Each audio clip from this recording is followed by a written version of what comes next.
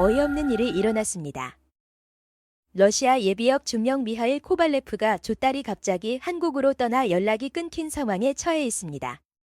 그리고 이웃으로부터 딸들이 한국에서 크게 성공했다는 소식을 듣고 당혹감을 감추지 못하고 있는데요. 대체 무엇이 군인 가문의 자랑스러운 딸들을 조국 러시아를 떠나 한국행을 선택하게 만들었을까요? 여러분 안녕하십니까? 제 이름은 미하일 코발레프입니다. 러시아 모스크바에서 온 예비역 중령이죠. 59세이며 군인 가문에서 태어나 35년간 군 복무를 했습니다. 군대는 제 인생 그 자체였습니다. 군인에게 가장 중요한 건 무엇일까요? 네, 바로 규율과 명예입니다. 저는 딸들에게도 항상 그렇게 가르쳤습니다. 모리 가문은 4대째 군인 가문입니다. 제 아버지도 할아버지도 모두 조국을 위해 싸운 군인이었죠. 하지만 오늘 저는 제 인생에서 가장 어이없는 상황에 처해 있습니다. 제 두 딸, 소피아와 안나가 갑자기 한국으로 떠났기 때문입니다. 한국이라니요. 도대체 무슨 생각인지 이해할 수 없었습니다. 모스크바의 제 아파트에 앉아 창밖을 바라보며 생각합니다. 벽에는 제가 받은 훈장들이 가지런히 걸려 있습니다. 그런데 이제 가장 소중한 것, 내 조딸의 사진만 빈자리로 남아있죠. 아따, 우리는 한국으로 유학 가기로 했어요. 4년 전 소피아가 이런 말을 했을 때 저는 그저 농담이라고 생각했습니다. 하지만 그녀는 진지했습니다. 안나도 같은 생각이었죠. 그들은 러시아의 미래에 실망했다고 했습니다. 더 나은 기회를 찾아 떠나고 싶다고 했죠. 제가 어떻게 반응했을까요? 분노했습니다. 소리를 지르고 테이블을 내리쳤습니다. 우리 가문은 조국을 위해 목숨을 바쳐왔다. 그런데 너희는 도망치겠다고 제 얼굴은 분노로 붉게 변했습니다. 딸들은 제 말을 이해하지 못했습니다. 그들에게 러시아는 그저 태어난 곳일 뿐 목숨을 바칠 대상은 아니었나 봅니다. 우리 사이에는 큰 다툼이 있었고 결국 그들은 짐을 싸서 떠났습니다. 처음에는 연락을 주고받았지만 차츰 저의 고집과 분노 때문에 연락이 끊겼습니다. 제 딸들이 얼마나 저를 실망시켰는지 보여주고 싶었습니다. 하지만 사실은 제가 외로웠습니다. 매일 밤 그들의 사진을 보며 잠들었죠. 그리고 약 1년 반 동안 연락이 끊겼습니다. 두 딸의 소식은 전혀 알 수 없었죠. 미하일, 당신 딸들 소식 들었어요. 인터넷에서 봤는데 한국에서 아주 잘 지내고 있대요. 대단한 성공을 했다네요. 이웃 올가의 말에 저는 믿지 않으려 했습니다. 하지만 마음속 깊은 곳에서는 알고 싶었습니다. 정말 그들이 잘 지내고 있는지, 무슨 일을 하고 있는지, 행복한지, 그리고 무엇보다 그들이 안전한지 궁금했습니다. 밤마다 잠을 이루지 못했습니다. 텔레비전에서 본 한국은 발전된 나라처럼 보였지만 제 딸들이 그곳에서 어떤 생활을 하고 있는지 상상조차 할 수 없었습니다. 그들이 위험에 처한 건 아닐까? 이상한 단체에 빠진 건 아닐까? 이런 생각들이 머릿속을 맴돌았습니다. 결국 저는 결심했습니다. 직접 한국에 가서 딸들을 찾아보겠다고요. 군인의 습관대로 짐은 최소한으로 챙겼습니다. 여권, 약간의 돈, 그리고 딸들의 사진. 비행기를 타기 전 작은 교회에 들러 기도했습니다. 제가 신앙심이 깊지는 않지만 이번 여정을 위해 도움이 필요하다고 느꼈습니다. 이 나이에 처음으로 딸들 때문에 기도를 하다니. 비행기 안에서 창밖을 바라보며 생각했습니다. 군 생활 동안 여러 나라를 다녀봤지만 한국은 처음이었습니다. 텔레비전에서 본 한국은 사람들이 로봇처럼 바쁘게 움직이는 곳 같았습니다. 과연 내 딸들이 그런 곳에서 행복할 수 있을까요? 인천국제공항에 도착했을 때 저는 큰 충격을 받았습니다. 러시아와는 완전히 다른 세계였습니다. 깨끗하고 현대적인 시설, 질서 정연하게 움직이는 사람. 제가 생각했던 것과는 너무 달랐습니다. 이게 푸진국이라고? 모스크바 공항보다 더 현대적이잖아. 혼란스러웠습니다. 소련 시절 받았던 교육은 한국을 가난하고 발전되지 않은 나라로 묘사했었는데 현실은 완전히 달랐습니다. 택시를 타고 호텔로 향하는 동안 창밖으로 서울의 풍경이 지나갔습니다. 높은 빌딩들, 번화한 거리, 세련된 사람들. 저는 제가 알던 세계와 너무 다른 이곳에 압도되었습니다. 호텔에 도착해서는 더 놀라운 경험이 기다리고 있었습니다. 스마트키, 음성 인식 조명, 비대 기능이 있는 화장실까지. 이 모든 기술을 보고 어리둥절했습니다. 이게 다 뭐지? 어떻게 써야 하는 거야? 화장실에서 비대 버튼을 실수로 눌렀다가 깜짝 놀라 뛰쳐나왔습니다. 러시아에서는 볼 수 없었던 기술이었죠.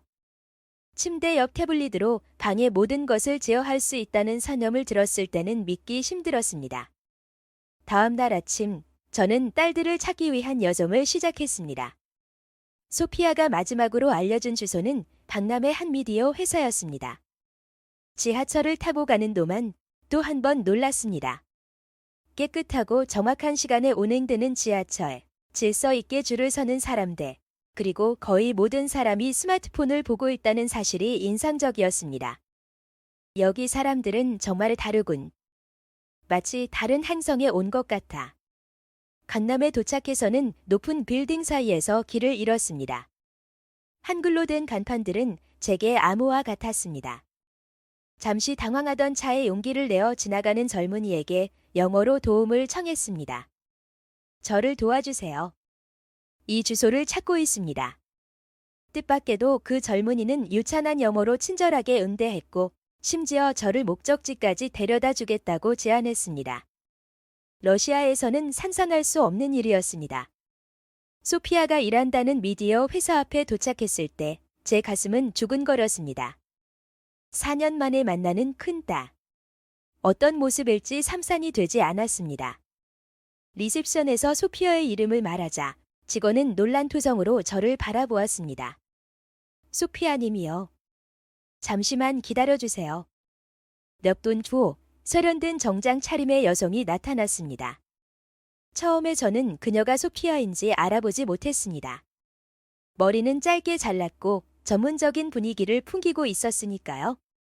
그러나 그녀의 미소를 보는 순간 의심할 여지가 없었습니다. 저의 큰딸 소피아였습니다. 아빠. 소피아의 눈에 눈물이 고였습니다. 정말 아빠 맞아요? 저는 말없이 딸을 끌어안았습니다. 가슴속 눈머리가 녹아내리는 듯 했습니다.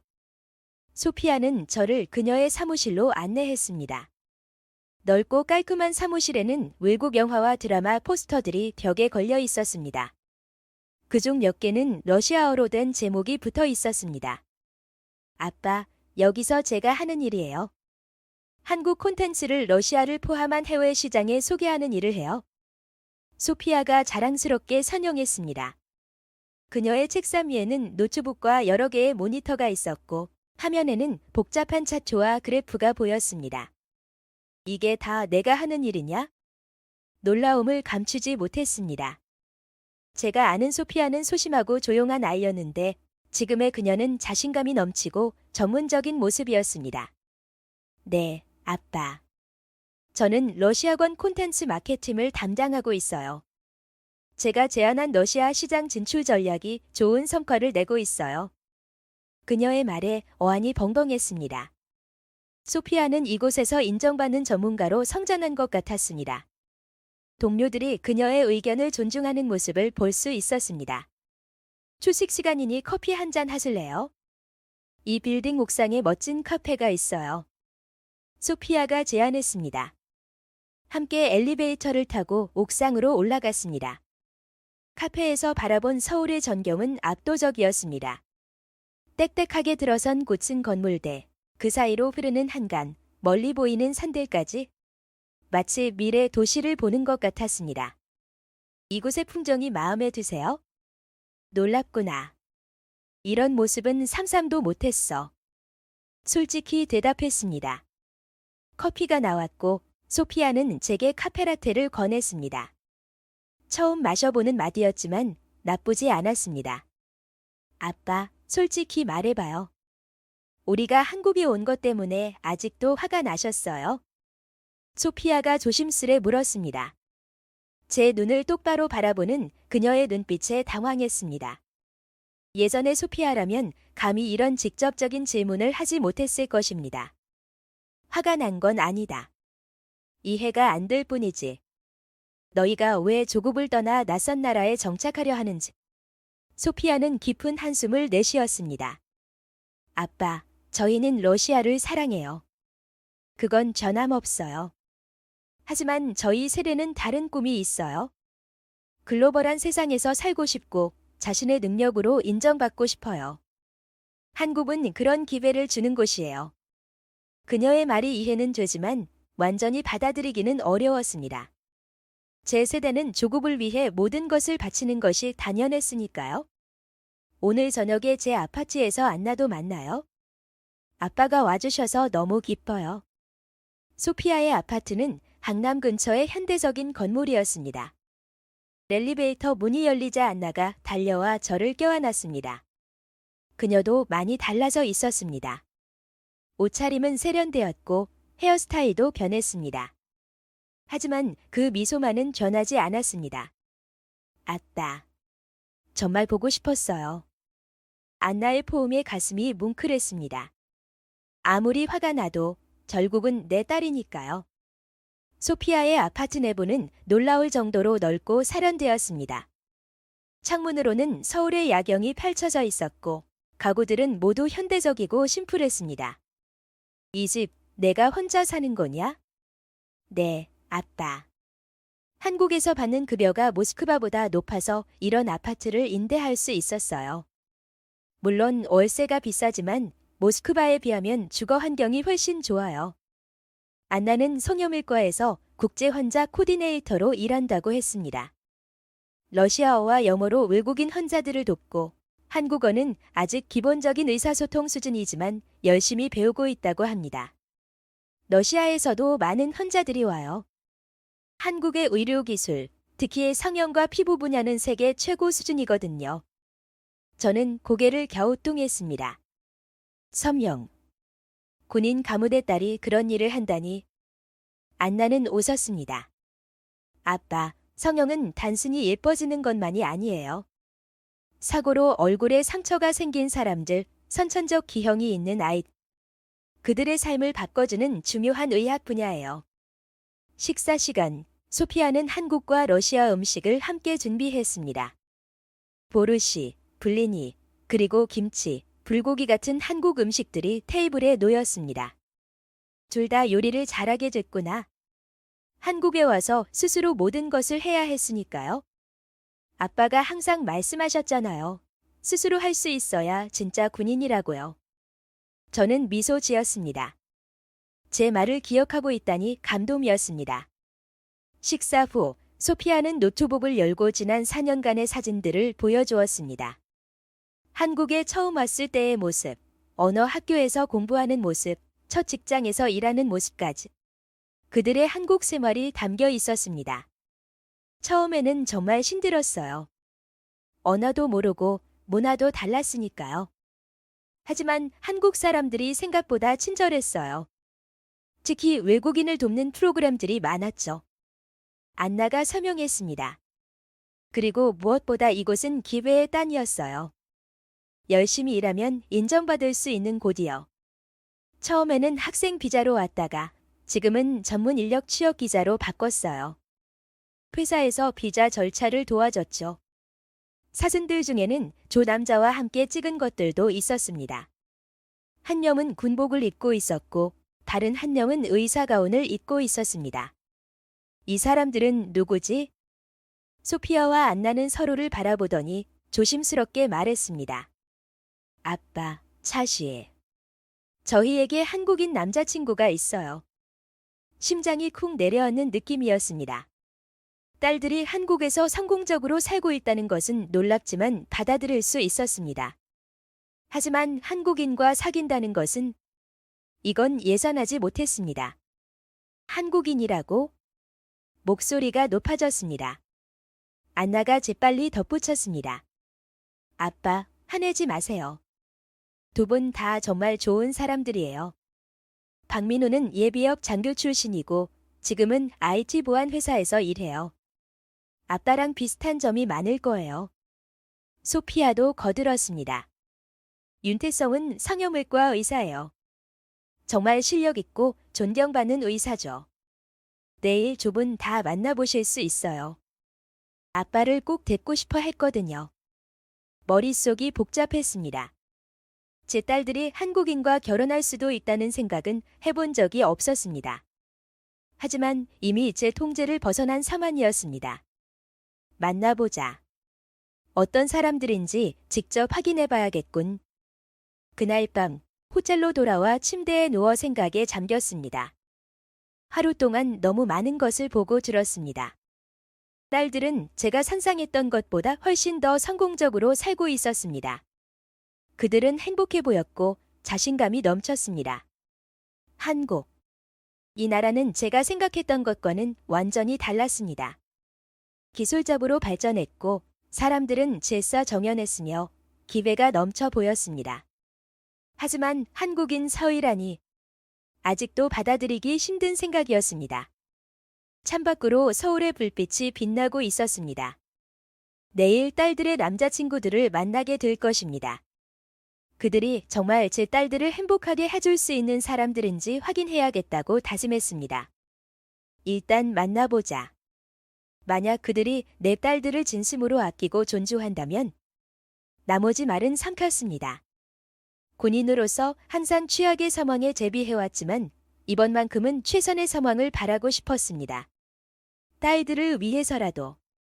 다음 날 아침 저는 안나의 남자친구 박민호를 만나기로 했습니다. 강남의 한 카페에서 약속을 잡았죠. 군인의 습관대로 약속 시간보다 15분 일찍 도착했습니다. 카페 창가에 앉아 기다리는 동안 제 마음은 복잡했습니다.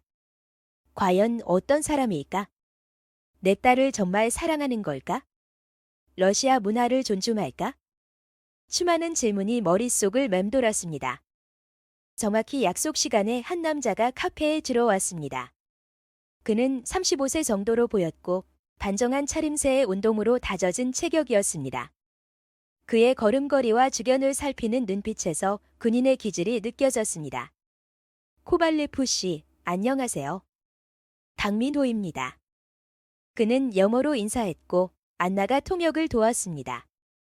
제가 군인의 기질을 알아본 것처럼 그도 제 눈빛을 보고 무언가를 느낀 것 같았습니다.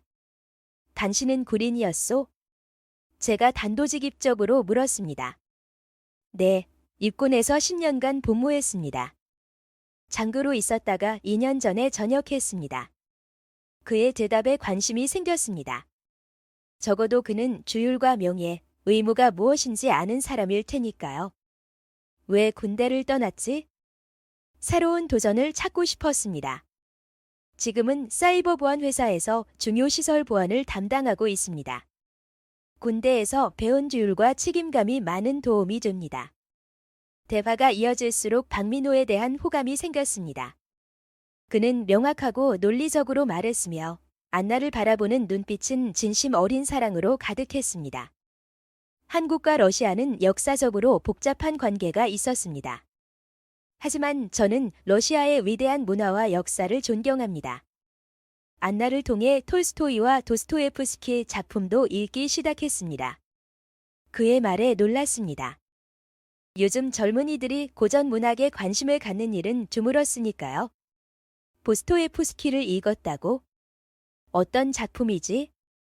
죄와 벌, 카라마조프 형제들을 읽었습니다. 인간 심리에 대한 깊은 통찰력이 놀라웠습니다. 우리는 문화, 역사, 군사 전략에 대해 이야기했습니다. 박민호의 지식과 분석력은 상당했고 제 의견에 진지하게 귀 기울이는 모습이 인상적이었습니다. 안나와 결혼할 계획입니까? 갑작스러운 질문에 박민호는 잠시 당황했지만 곧 진지한 표정으로 대답했습니다. 네, 그렇습니다. 안나의 아버님께 허락을 구하고 싶었습니다. 저는 안나를 진심으로 사랑하고 그녀를 평생 행복하게 해줄 것을 약속드립니다. 그의 눈에서 결의와 진심을 볼 수 있었습니다. 군인으로서 저는 그런 눈빛을 알아볼 수 있었죠. 만남을 마치고 호텔로 돌아오는 길에 마음이 한결 가벼워졌습니다. 박민호는 제가 딸의 남자친구로 상상했던 것보다 훨씬 나은 사람이었습니다. 다음 날은 소피아의 남자친구 윤태성을 만날 차례였습니다. 그는 38세의 성형외과 의사라고 했습니다. 솔직히 성형외과라는 직업에 대해 약간의 편견이 있었습니다. 군인의 세계에서 외모는 그리 중요한 가치가 아니었으니까요. 고급 레스토랑에서 만난 윤태성은 차분하고 지적인 인상이었습니다. 안경을 쓰고 있었고 말투는 정중하고 조용했습니다. 성형외과 의사라. 사람들 코 높이고 눈 치우는 일을 하는 거요? 제 직설적인 질문에 윤태성은 미소를 지었습니다. 그런 시술도 하지만 제 전문 분야는 재건 성형입니다. 사고로 얼굴에 심각한 손상을 입은 환자들, 선천적 기형으로 고통받는 아이들을 치료하는 일이죠. 그의 말에 관심이 생겼습니다. 윤태성은 태블릿을 꺼내 자신이 치료한 환자들의 사례를 보여주었습니다. 화상으로 얼굴이 변형된 아이가 수술 후 정상적인 모습을 되찾은 사진, 교통사고로 얼굴을 심하게 다친 젊은이가 재건수술 후 새 삶을 시작한 모습. 이런 일을 하시는군요. 네, 외모는 단순한 미적 요소가 아닙니다. 사람의 정체성과 자존감, 사회생활에 큰 영향을 미치죠. 특히 심각한 외상을 입은 환자들에게 새 삶을 줄 수 있다는 것은 의사로서 큰 보람입니다. 윤태성의 말에 깊은 인상을 받았습니다. 그는 단순히 돈을 버는 의사가 아니라 소명의식을 가진 의료인이었습니다. 최근에는 러시아 환자들도 많이 오십니다. 소피아 덕분에 러시아어로 된 의료 정보를 제공할 수 있게 되었죠. 저희 병원은 국제 환자 지원 프로그램을 운영하고 있습니다. 그는 자신의 연구와 의료 철학에 대해 이야기했습니다. 환자 중심의 치료, 최신 의학기술 연구, 의료 봉사 활동까지. 윤태성은 소피아가 존경할 만한 사람이었습니다. 소피아를 정말 사랑하십니까? 제 질문에 윤태성은 진지하게 대답했습니다. 네, 코발레프 씨, 소피아는 제 인생에서 만난 가장 멋진 여성입니다. 그녀의 지혜와 용기, 따뜻한 마음. 저는 그녀와 함께 인생을 살아가고 싶습니다. 조남자를 만난 후 저는 많은 생각을 했습니다. 그들은 제가 예상했던 것과 전혀 달랐습니다. 두 사람 모두 딸들을 진심으로 사랑하고 존중하는 것 같았고 전문 분야에서 성공한 인물들이었습니다. 주말, 우리 6명은 함께 한강공원으로 피크닉을 나갔습니다. 봄날의 따스한 햇살 아래 벚꽃이 흩날리는 풍경이 아름다웠습니다. 딸들과 그들의 남자친구들이 준비한 음식은 러시아와 한국 요리가 섞여 있었습니다. 김밥, 떡볶이 같은 한국 음식과 함께 보르시와 피로시키도 있었죠. 이 소주라는 술, 보드카보다는 약하지만 독특한 맛이 있군. 처음 마셔보는 소주에 감탄했습니다. 분위기가 점점 편안해지면서 대화도 자연스러워졌습니다. 박민호와 윤태성은 러시아에 대한 관심과 존중을 표현했고 딸들은 한국 생활의 좋은 점들을 열정적으로 설명했습니다. 강변을 산책하며 소피아가 조심스럽게 물었습니다. 아빠, 이제 저희가 한국에서 사는 걸 이해하시겠어요? 제 마음에는 큰 변화가 일어나고 있었습니다. 딸들이 한국에서 행복하게 살고 있다는 사실, 그들이 훌륭한 파트너를 만났다는 사실을 부정할 수 없었습니다. 너희가 행복하다면 그게 가장 중요한 거야? 제 말에 딸들의 눈에 눈물이 고였습니다. 그들은 제 이해와 수용을 간절히 바라고 있었던 것 같았습니다. 아빠, 우리는 러시아인이라는 정체성을 잊지 않아요. 오히려 조문화 사이의 다리가 되고 싶어요. 안나의 말에 깊이 공감했습니다. 사실 저도 이번 여행을 통해 많은 편견과 고정관념을 깨달았으니까요. 해가 저물기 시작할 때 우리는 강변에 앉아 서울의 야경을 감상했습니다.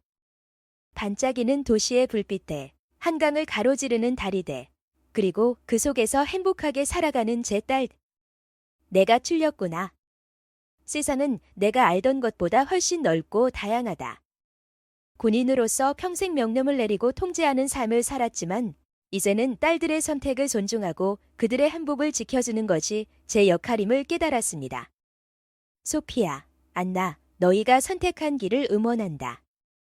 내가 너무 고집스러웠구나. 그 순간 딸들은 달려와 저를 꼭 안았습니다. 오랜 시간 쌓였던 벽이 무너지는 듯 했습니다. 우리 세 사람의 눈에는 모두 눈물이 고여 있었습니다. 아빠, 정말 고마워요. 아빠의 인정이 저희에게는 너무 소중해요. 박민호와 윤태성도 다가와 진심 어린 감사의 말을 전했습니다. 그들의 눈빛에서 진정한 존중과 감사를 느낄 수 있었습니다. 두 분이 우리 딸들을 행복하게 해주길 바란다. 그것만이 이 아버지의 바람이다. 해가 완전히 저물고 별들이 빛나기 시작했습니다. 서울의 밤하늘에서도 러시아에서 보던 것과 같은 별들이 반짝이고 있었습니다. 그 순간 저는 깨달았습니다. 국경과 문화의 차이를 넘어 우리는 모두 같은 하늘 아래 살아가고 있다는 것을. 여행의 마지막 날, 우리는 소피아의 아파트에서 작별 모임을 가졌습니다. 2주간의 방문 동안 저는 한국의 다양한 모습을 보았습니다. 첨단 기술의 도시 서울부터 전통이 살아있는 경복궁까지 군사적 긴장이 감도는 판문점까지 방문했습니다. 이 모든 경험이 제 세계관을 넓혀주었습니다. 이렇게 빨리 시간이 흐르다니. 한숨을 쉬었습니다. 벌써 러시아로 돌아갈 시간이 된 것이 믿기지 않았습니다. 소피아의 아파트 테이블에는 러시아 음식과 한국 음식이 함께 놓여 있었습니다. 보르시와 김치가 나란히 있는 모습이 조문화의 만남을 상징하는 것 같았습니다. 아빠, 이거 드세요. 제가 직접 만든 러시아식 피로시키예요. 안나가 음식을 건넸습니다. 맛을 보니 어머니가 만들던 맛과 비슷했지만 한국적인 향신료가 약간 들어간 것 같았습니다. 이상하게도 그 맛이 좋았습니다. 맛있구나. 너희 어머니가 만들던 것과는 조금 다르지만 나쁘지 않아. 딸들은 미소 지었습니다. 그들도 러시아의 맛을 그리워했나 봅니다. 저는 마지막 깜짝 선물을 준비했습니다. 주머니에서 작은 상자를 꺼냈습니다. 그 안에는 제가 군 생활 동안 받은 훈장 2개가 들어 있었습니다. 이것은 내가 가진 가장 소중한 것들이다. 하나는 박민호에게, 하나는 윤태성에게 주고 싶구나. 조 남자는 깜짝 놀랐습니다. 이는 단순한 선물이 아니라 제 인정과 수용의 표시였습니다. 정말 감사합니다. 이 의미를 잘 알고 있습니다. 박민호가 진지하게 말했습니다. 윤태성도 고개를 깊이 숙였습니다. 이건 큰 영광입니다. 소중히 간직하겠습니다. 딸들의 눈에는 다시 눈물이 고였습니다. 제가 이렇게까지 마음을 여는 모습을 본 적이 없었을 테니까요. 그리고 나도 배웠다. 제가 말했습니다. 한국어를. 천천히 한국어로 말을 이어갔습니다. 안녕하세요. 저는 아버지입니다. 만나서 반갑습니다. 서툴렀지만 일주일 동안 몰래 배운 기본적인 인사말이었습니다. 모두가 놀라며 박수를 쳤습니다. 아따. 대단해요. 소피아가 기뻐했습니다. 이제 한국에 더 자주 오셔야 해요. 그럼 한국어도 더 배울 수 있을 거예요? 저는 고개를 끄덕였습니다. 그래, 1년에 조번은 올 생각이다. 그리고 너희도 모스크바에 와야 한다. 내 아파트는 항상 너희를 기다리고 있을 테니. 우리는 앞으로의 계획을 나누었습니다. 소피아와 안나는 각자의 남자친구들과 진지한 관계를 이어가고 있었고 미래에 대해 이야기하고 있었습니다. 저는 어떤 결정을 내리든 지지하겠다고 약속했습니다. 그리고 우리는 화상통화로 자주 연락하기로 했습니다. 러시아로 돌아가면 모든 사람들에게 한국의 진짜 모습을 알려주겠소? 진지하게 말했습니다. 편견은 무지에서 비롯되는 법이니까? 윤태성이 말했습니다. 저희도 러시아에 대해 더 배우고 싶어요. 언젠가 모스크바를 방문할 기회가 있으면 좋겠습니다. 물론이지. 내가 최고의 가이드가 되어주마. 웃으며 말했습니다. 이전에 완고한 군인에서 열린 마음을 가진 사람으로 변하고 있는 제 모습이 스스로도 신기했습니다. 저녁이 깊어가며 우리는 추억과 희망, 꿈을 나누었습니다. 딸들은 제가 모스크바에서 외롭게 지내는 것을 걱정했지만 저는 괜찮다고 안심시켰습니다. 나는 군인으로서 혼자 지내는데 익숙하라. 하지만 이제는 너희가 어디에 있는지 잘 지내고 있다는 것을 아니까 마음이 편하구나. 마지막 반, 호텔 창가에 서서 서울의 밤 풍경을 바라보았습니다. 빛나는 도시, 역동적인 에너지, 그리고 그 속에서 행복하게 살아가는 제 딸. 저는 이제 이 모든 것을 인정하고 받아들였습니다. 다음 날 아침, 공항으로 향하는 차 안에서 마지막으로 딸들에게 당부했습니다. 행복하게 살 거라. 그것만이 아버지가 바라는 전부란다. 안나가 물었습니다. 아빠는 우리가 한국에서 사는 것이 정말 괜찮으신가요? 저는 진심으로 대답했습니다. 처음에는 이해할 수 없었다. 하지만 이제는 알겠다. 너희가 여기서 새 삶을 찾은 이유를. 이곳은 너희에게 지배의 땅이구나. 소피아가 덧붙였습니다. 아빠, 저희는 러시아인이라는 정체성을 잊지 않아요. 오히려 조 문화 사이의 다리가 되고 싶어요. 그것이 바로 내가 너희를 자랑스러워하는 이유란다. 공항에 도착했습니다. 이별의 순간, 우리는 서로를 꼭 껴안았습니다. 아빠, 건강하세요? 곧 또 만나요? 그래, 꼭 그럴 거다. 비행기에 오르며 마지막으로 손을 흔들었습니다. 가슴이 아팠지만 동시에 평화로웠습니다. 제 딸들이 잘 지내고 있다는 것을 알았으니까요. 비행기가 이륙하며 창밖을 내다보았습니다. 한국 땅이 점점 작아지는 것을 보며 생각했습니다. 제 세계는 더 넓어졌고 제 가족은 국경을 초월해 이어져 있었습니다. 모스크바로 돌아가는 게 옆자리 승객이 물었습니다. 한국 여행은 어떠셨나요? 저는 미소 지었습니다. 인생을 바꾸는 여행이었소. 내 딸들이 그곳에서 새 삶을 시작했거든. 아, 그렇군요. 섭섭하시겠네요. 저는 고개를 저었습니다. 처음에는 그랬소. 하지만 이제는 아니요. 그들이 행복하다면 나도 행복하니까. 비행기가 구름 위로 올라가며 저는 제 마음속에도 새로운 지평이 열렸음을 느꼈습니다. 더 이상 과거의 편견에 사로잡힌 사람이 아니었습니다. 이제 저는 조 문화를 이해하는 다리가 되었습니다. 러시아에 도착하면 제일 먼저 할 일이 있었습니다. 벽에 남아있는 훈장들 옆에 딸들과 한국에서 찍은 새 가족 사진을 걸 것입니다. 예전에는 훈장만이 내 자랑이었지만 이제는 딸들의 행복한 모습이 더 소중한 훈장이 되었습니다. 그리고 제 인생의 새로운 장을 시작할 것입니다. 전 이제 더 이상 과거에 갇힌 사람이 아닙니다. 난 조 나라를 잇는 가족의 아버지입니다. 여러분, 오늘 한국에 두 딸을 두고 온 러시아 군인의 사연 어떠셨나요? 혹시 여러분도 비슷한 사연을 알고 계시다면 댓글로 꼭 공유해주세요. 항상 좋은 사연으로 찾아뵙기 위해 매일 오후 6시에 새로운 영상을 업로드하고 있습니다. 구독과 좋아요, 알림 설정으로 다음 이야기도 놓치지 마세요. 다음 영상을 클릭하시면 더 많은 해외 반응 사연을 이어서 보실 수 있습니다.